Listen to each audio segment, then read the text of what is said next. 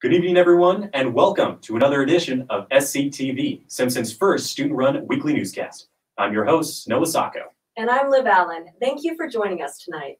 If you haven't heard already, the Simpson women's team is still undefeated, number 10th in the country, and after a thrilling win against number 4 Wartburg on Monday, they're now the regular season conference champs. In case you missed it, here's the game-winning shot from freshman Reagan Freeland that propelled the Storm to their double overtime victory.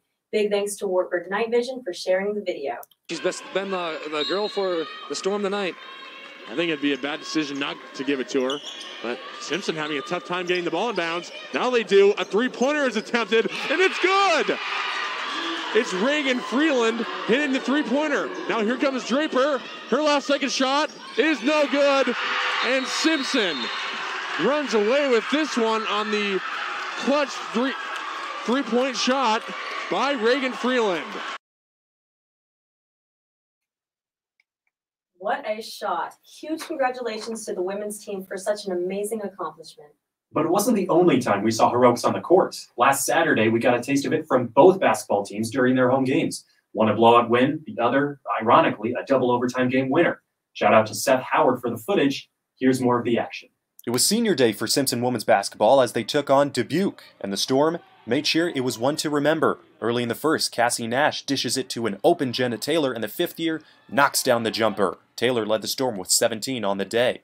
But then it turned into the Kyle Rasmussen show, as she finds an open Reagan Booth under the hoop for a sweet up and under later in the quarter. Rasmussen wasn't done there, though. Final seconds of the first, the junior drives in the lane, shoots a floater just before the buzzer, and connects. Rasmussen had a double-double in the first half alone, finishing with 12 points, 13 assists, and 5 steals. Storm went up by 40 at the half and never looked back. Kelly Hansen feeds it to Booth in the third behind the arc and tickles the nylon for 3. Booth finished with 14. 19 seconds left, 1 point away from 100, and Sam Greving nails it to give the team its first 100-point game of the season. Thumbs up says it all. Storm dominate the Spartans, 103-61. Then it was the men's turn against Loris. We jump to the fourth quarter, less than 4 to play. Storm down 3, but Chris Hans muscles his way to the basket and brings the Storm within 1. But senior day belonged to Andrew Curran.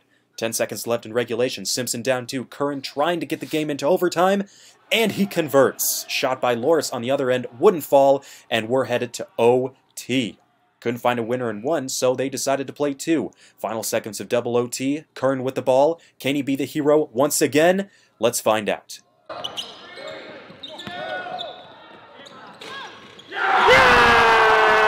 Andrew Curran for 2. And Simpson. Curran hits the game winner and finishes with 43 points to lift Simpson over Loris in thrilling fashion, 102-100.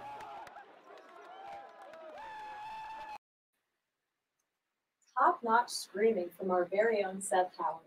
The women's team enters the ARC tournament next week as the number 1 seed, and the men's team is currently playing its final conference game against Wartburg in Coles Fieldhouse. Roll Storm. After 8 years as the head coach for Simpson swimming and diving, Tom Caccia announced he is retiring. Caccia's Hall of Fame career spanned 45 years and helped the Storm garner success in and outside of the pool. SCTV's Jake Brent has more on the acclaimed coach's illustrious career. On February 13th, longtime Simpson swimming and diving head coach Tom Caccia moved away from the starting blocks, marking the end of a successful 45-year career. Caccia was named the head coach of Storm swimming and diving in 2013. In his 8 seasons, he took the program to new heights. Obviously, I'm going to miss the team, the kids. It's been part of my life for practically all my life. Simpson has a combined 13 All-Iowa Conference swimmers in both men's and women's history. 12 of the achievers came during Caccia's tenure. I would hope that, if anything, my legacy would be that we've added some stability to the program, and that it gives the next coach in line a good push to get started. Despite the milestones, the relationships made along the way were one of his many career highlights. So as like a freshman, you deal with some stuff, and he was just always there for me, which was, I never asked him to be, but he was. So that was amazing. Caccia didn't win high school state swimming coach of the year in Wisconsin 4 times by just being a good friend. He was also a highly skilled coach. He always wanted the best for us, like in the pool. And so he would train us. He'd be like, I see that, you guys are like really tired today. He's like, I see that you can that you're giving up a little bit, that you're shrugging your shoulders. And then he would go off on a tangent about some story in his previous career, and just to help like motivate us. For the first time in 45 years, Caccia won't be competing or coaching. So what's next for the 2010 Midwest Region Coach of the Year? My wife and I built our retirement home up north of where our daughter and our son-in-law coaches. And so we plan to get up there, see the grandkids more, just take it a little slower than what I'm done doing.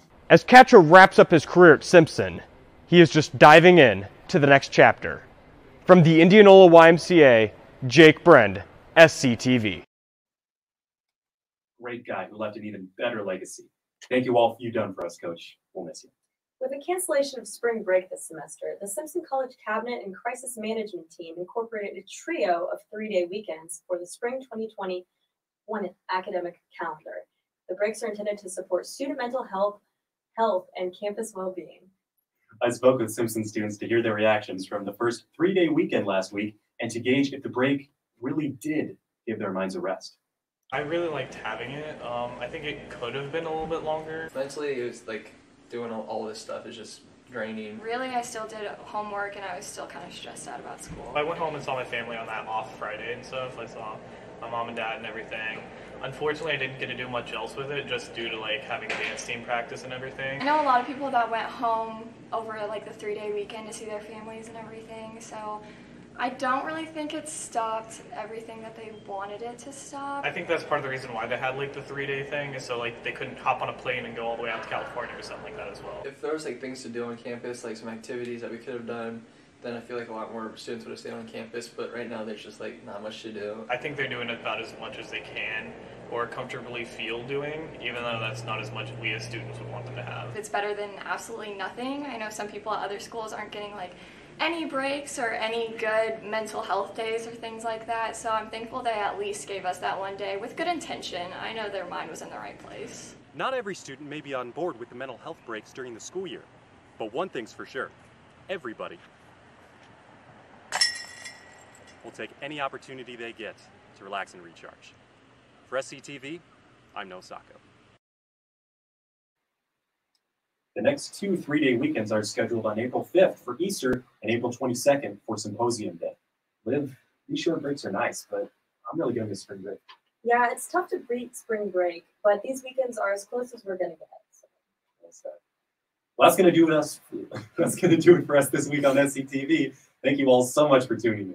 As always, shout out to our department faculty, behind-the-scenes staff who do so much for this newscast. We greatly appreciate your work to make SCTV a reality.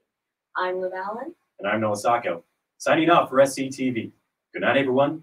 And as always, you stay classy, Simpson.